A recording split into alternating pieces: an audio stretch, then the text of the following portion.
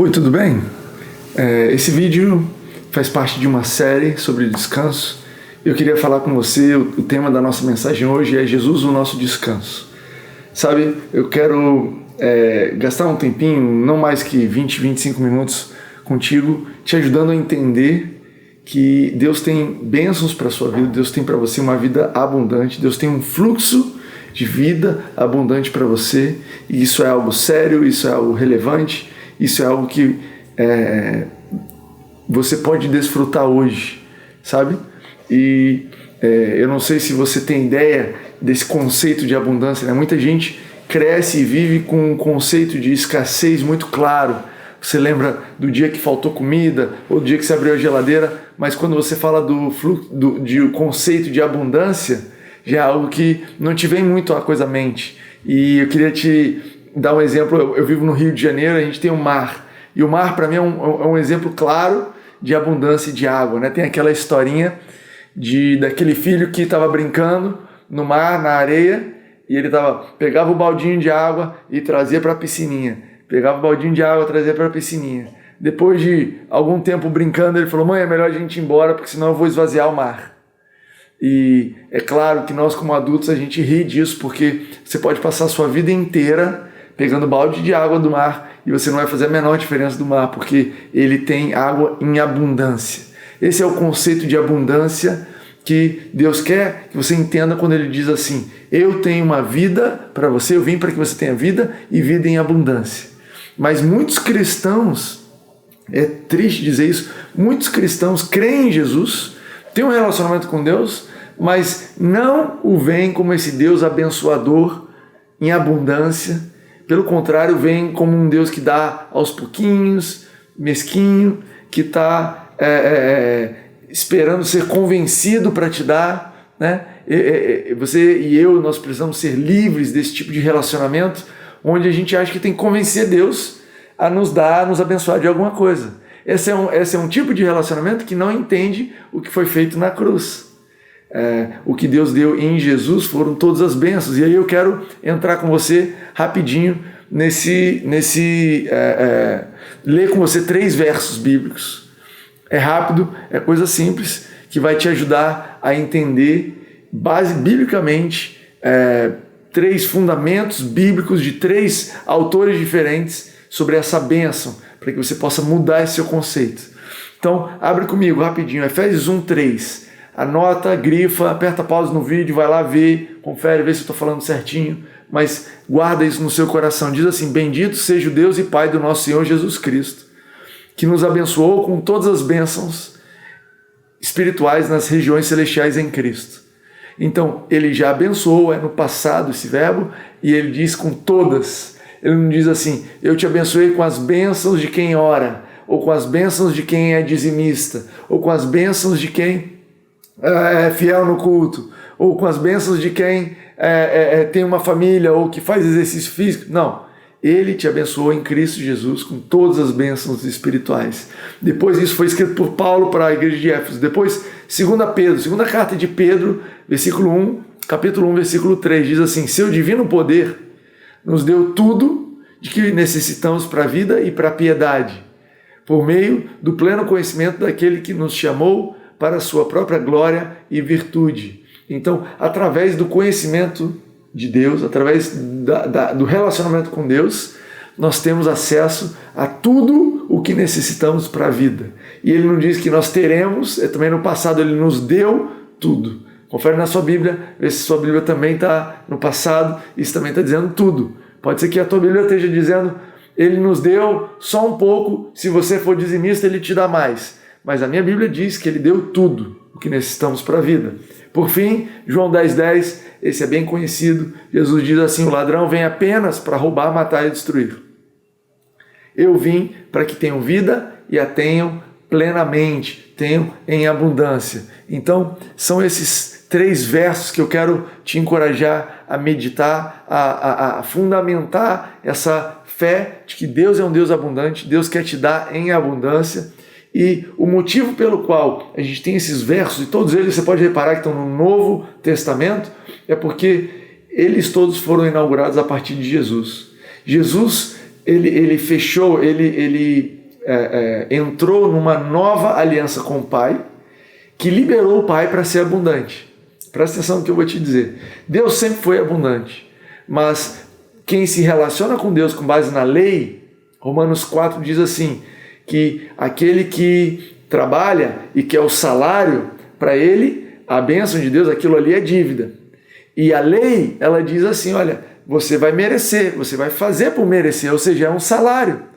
E a partir do momento que o ser humano começou a se relacionar com Deus com base na lei, Deus, apesar de ser extremamente abençoador e extremamente abundante em tudo que ele tem, ele estava restrito a nos recompensar com base em salário.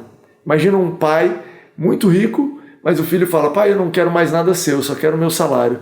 O pai fala, olha, então tudo bem, qual é o seu salário? É esse? Esse aqui agora me restringiu, é só o que eu posso te dar.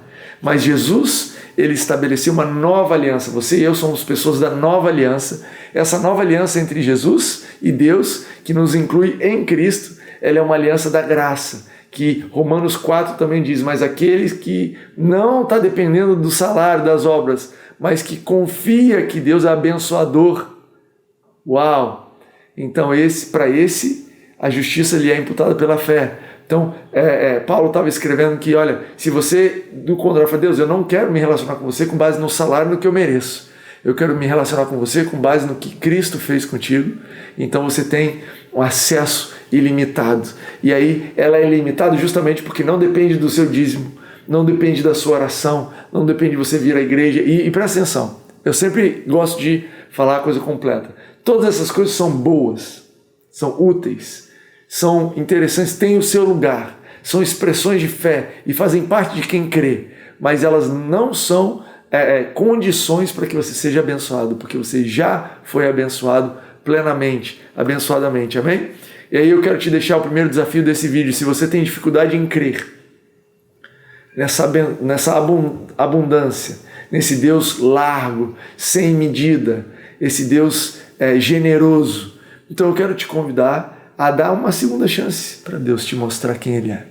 Sabe quando você conhece alguém, você não vai com a cara daquela pessoa, mas depois um amigo te diz assim, cara, tenta de novo, aquele cara é legal, aquela menina é bacana.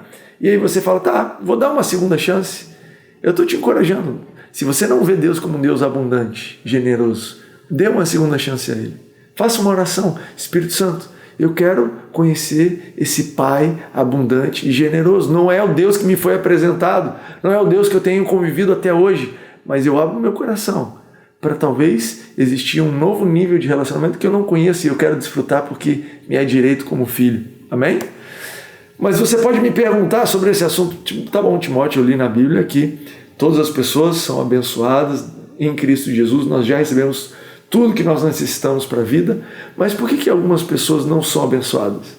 E aí eu quero até corrigir a pergunta.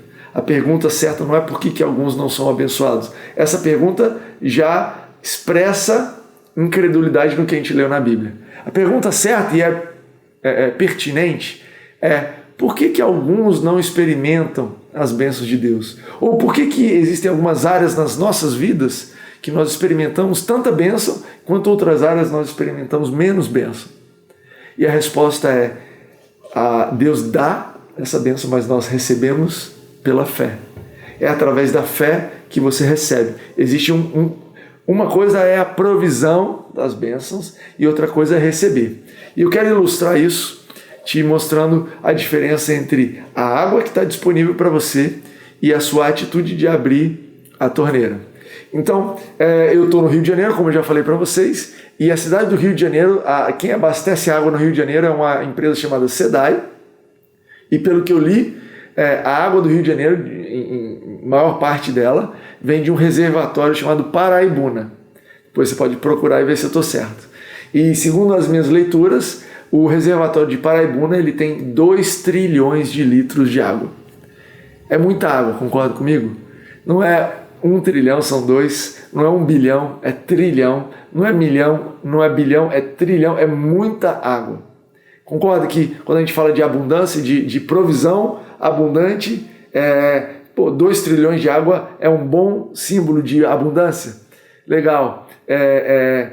No entanto, E apesar de ter 2 trilhões de litros de água reservados lá em Paraibuna, para que os cidadãos do Rio de Janeiro possam usar e se beneficiar dessa água, é possível que no seu jardim tenha uma planta morrendo de sede. É possível que no meu jardim eu tenha grama seca, precisando d'água. E você pode me dizer, Timóteo, como é que pode ter 2 trilhões de água disponível e ainda assim uma planta morrer de sede? Bem simples. A forma como a planta recebe a água que está disponível é através da torneira. Se eu não abrir a torneira, não importa quanta água tenha disponível, essa água não chega. Então, essa atitude de abrir a torneira é uma atitude de fé. Quando você crê em Jesus, você está abrindo essa provisão que Deus já deu, quando você depende dele. E o contrário, e é o motivo pelo qual essa série está sendo ensinada, é que quando você se preocupa, quando você fica inquieto, quando você fica agitado a respeito de um problema, quando bate no seu coração aquela pergunta, o que você vai fazer a respeito disso? E a sua atitude de volta é, eu vou resolver, e não eu vou esperar que Deus resolva, ou eu vou aguardar as orientações de Deus sobre como resolver. Mas quando a sua atitude é, eu vou ser a fonte dessa solução, você está, na verdade, fechando o reservatório das bênçãos de Deus e dependendo agora das suas próprias atitudes. E aí eu quero comparar esse estado de ansiedade que, aliás, eu preciso dizer que ninguém está imune à ansiedade, a gente não está pregando aqui condenação para quem está ansioso, preocupado, agitado, mas é uma tentação que nós passamos e nós precisamos aprender a lidar de forma correta. Mas enquanto você está ansioso, preocupado, agitado, você é como se você estivesse apertando a mangueira que estava fluindo água para o seu jardim. Existe esse reservatório de bênção de Deus, de vida abundante, como nós lemos. E existe a sua fé que estava recebendo essa provisão de bênção e isso estava regando e trazendo vida para a sua vida. Mas a ansiedade você aperta, você deixa de confiar, você deixa de se basear na sua fé e a provisão, que continua lá, ela deixa de ser experimentada. Essa é a resposta por que muitas pessoas não experimentam. E eu quero te encorajar a parar um pouquinho e pensar quais são as áreas da sua vida que você precisa voltar a confiar ou começar a confiar em Deus. Eu sei que para todos nós existem áreas que nós somos tão facilmente inclinados a confiar em Deus. Olha, na área da minha saúde, eu sei que Deus está cuidando de mim, nunca tive problema, mas outras áreas parecem uma batalha constante. E eu quero te chamar a atenção para a relação de causa e consequência. Eu creio que primeiro você fica ansioso, depois a provisão acaba. São nas áreas que você mais se preocupa que você menos vê a provisão de Deus. E a atitude de resolver isso, em primeiro lugar, é reconhecer. Cara, essa área da minha vida eu preciso descansar. E nós contamos com a ajuda do Espírito Santo para falar no seu coração. A intenção dessa mensagem é gerar fé no seu coração, para você desobstruir e deixar fluir as bênçãos de Deus para a sua vida. E então a gente está falando sobre esse descansar, esse desobstruir. E eu preciso apontar de novo, igual a gente viu semana passada, que descansar é a coisa mais santa que você pode fazer a respeito de qualquer assunto. Nós lemos ali em Gênesis 2 e 3, versículos 2 e 3, que Deus, ele descansou de suas obras no 7º dia e por isso ele santificou o dia. Primeira vez que aparece a palavra santificar. Isso não significa que o descanso é parte de uma vida cansada, que o descanso é parte de uma vida cheia de pecado, de problema. Não, porque no 7º dia não existia pecado ainda. Adão e Eva não tinham comido a fruta, então faz parte da criação perfeita de Deus o descanso.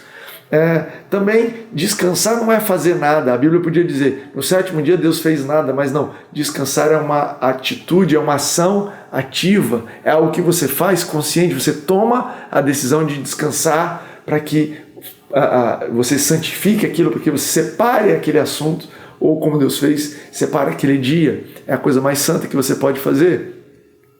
A forma como você santifica as coisas é descansando nas obras completas. A Bíblia diz, Deus terminou a obra e Ele descansou de suas obras. Deus descansou de suas obras. E isso é santificar. Quando você descansa nas obras completas de Deus, você descansa. E Adão e Eva por mais que eles trabalhassem, né, a Bíblia fala que eles tinham que cuidar de todo o jardim, eles tinham muitas tarefas, ao ponto de Adão precisar de uma ajudadora para auxiliar no que ele estava fazendo, todo o trabalho deles era com base no descanso.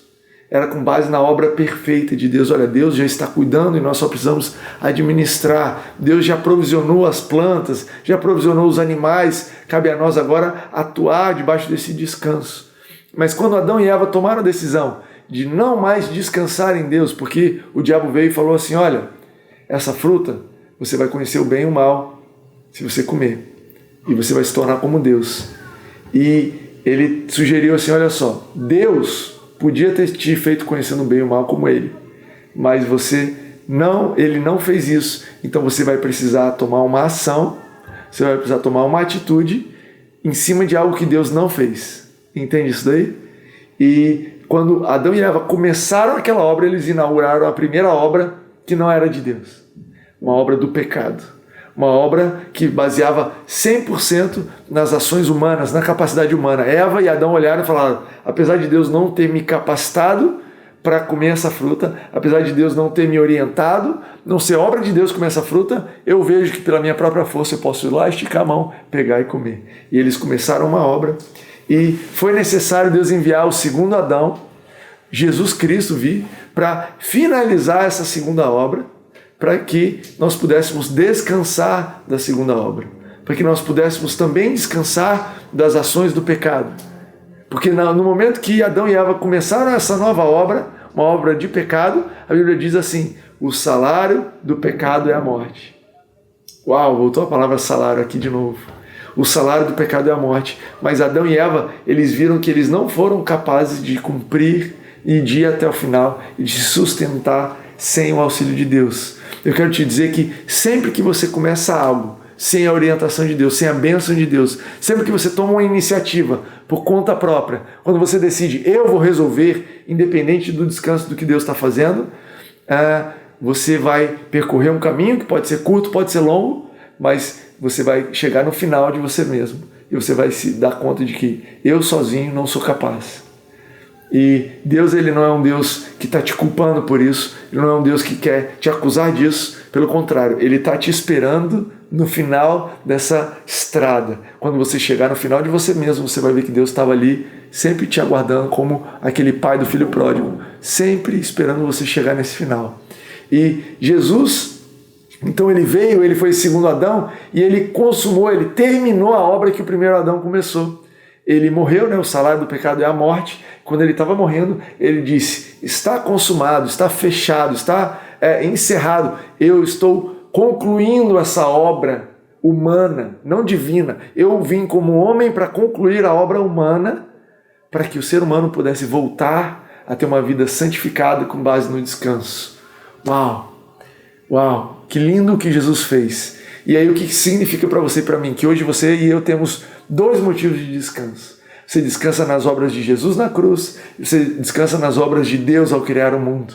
Deus criou provisão para você. E se através dos seus erros você perdeu essa provisão, você pode descansar na cruz de Cristo e receber pela graça uma provisão e essa bênção que nós lemos que Ele já nos deu. Amém para isso daí? Quando nós... então eu quero avançar com você um pouquinho sobre como descansar na prática. Como é que a gente descansa na prática? Timóteo, beleza, mas descansar não é simples. Eu quero ler com vocês Hebreus 4, 3, depois versículos 10 e 11. Diz assim, pois nós os que cremos é que entramos no descanso. Pois nós os que cremos é que entramos naquele descanso. Pois todo aquele que entra no descanso de Deus também descansa das suas obras, como Deus descansou das suas. Portanto, esforcemo-nos para entrar nesse descanso para que ninguém venha a cair seguindo aquele exemplo de desobediência. Isso aqui é Hebreus 4:3. Então, descansar é uma atitude de coração que vem da confiança, que vem da fé na obra completa de Jesus, poderosa o suficiente em toda e qualquer situação. Vou ler isso de novo, essa afirmação é poderosa. Descansar é a atitude de coração que vem da confiança na obra completa de Jesus, poderosa e suficiente em toda e qualquer situação. Você entende que quando você confia, você descansa? Você já reparou isso?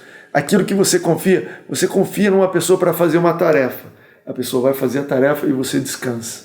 Se você não confia, você não descansa. Então, você vai ver que o descanso em Deus ele é resultado, consequência natural da sua fé em Deus. À medida que você alimenta a sua fé, à medida que você lê a Bíblia, à medida que você se relaciona com Ele, que você canta, você gasta tempo com Ele, aquilo te lembra como Ele é um Deus bom, abundante, e essa fé te conduz ao descanso. É uma forma prática de você descansar. Descansar em Deus também é descansar das suas obras, né? A fé, ela tem obras, né? Tiago escreve que a fé sem obras é morta, mas ele está falando das obras da fé. Então presta atenção, se você correr 1 quilômetro, preocupado, ansioso, tenso, você vai correr de um jeito. Agora, se você está descansado, se você está confiante, aquele mesmo 1 quilômetro, aquele mesmo esforço que você corria 1 quilômetro, você vai correr 10. Por quê? Porque a energia que você gastava tenso, preocupado, tentando resolver por você mesmo, agora ela está sendo convertida em passos, pegadas largas, movimentos soltos. Por quê? Porque é o movimento de alguém que está descansando no que Jesus já fez. Então, descansar em Cristo Jesus não quer dizer fazer nada, mas quer dizer que tudo que você faz parte da certeza, da confiança que Jesus está abençoando isso daqui. É Jesus quem está me orientando. Eu estou fazendo isso porque eu fui orientado. Eu não vou me preocupar porque o mesmo Deus que me deu essa família é o Deus que vai cuidar dessa família. Eu não vou me preocupar porque o Deus que me orientou a tomar essa decisão, Ele vai fazer isso se resolver. Entende? E aí você anda e você flui muito melhor. Esse descanso, por outro lado, não é automático, exige esforço. O descanso é resultado de uma vida de fé, mas não é sem esforço. Você tem que se esforçar. Muitas vezes você vai ser tentada a, ficar preocupado, a entrar na ansiedade. Mas quando você descansa, quando você faz esforço, não, eu vou tomar a decisão em não fazer nada sem a orientação de Deus. Eu vou tomar a decisão de agir debaixo da orientação de Deus. Eu vou viver uma vida que flui nas orientações do que Jesus fez por mim, e vou fluir naquilo que Deus está me dizendo, me conduzindo, porque eu tenho certeza que Ele é quem está realizando essas obras e eu vou descansar. Então, as coisas mudam, mas é um esforço, não é sem esforço. E você vê que ele diz assim, olha, esforcem-se para entrar no descanso para que vocês não caiam da fé. Sabe? Você quer viver uma vida de pé, vigorosa, sem decair da fé? Então, creia e se esforce para entrar no descanso. Então, a mensagem para você é essa, sabe? Saiba que Deus preparou uma vida abundante para você, reconheça as áreas onde você está se preocupando, onde você não está descansando e mude o seu coração, tome a decisão de entrar no descanso daquilo que Jesus já fez por você. Amém? Se essa mensagem está batendo no seu coração e você nunca entregou a sua vida para Jesus, eu quero te encorajar a orar onde você estiver. A Bíblia diz que se com o coração você crer e com a boca você confessar, então você será salvo, você será salva. Tome essa decisão, entre no descanso e experimente uma vida onde você se baseia não mais nas suas obras, nas obras de Jesus na sua vida. Uma vida onde você tem uma perspectiva de descanso. Amém? Deus te abençoe. Amém.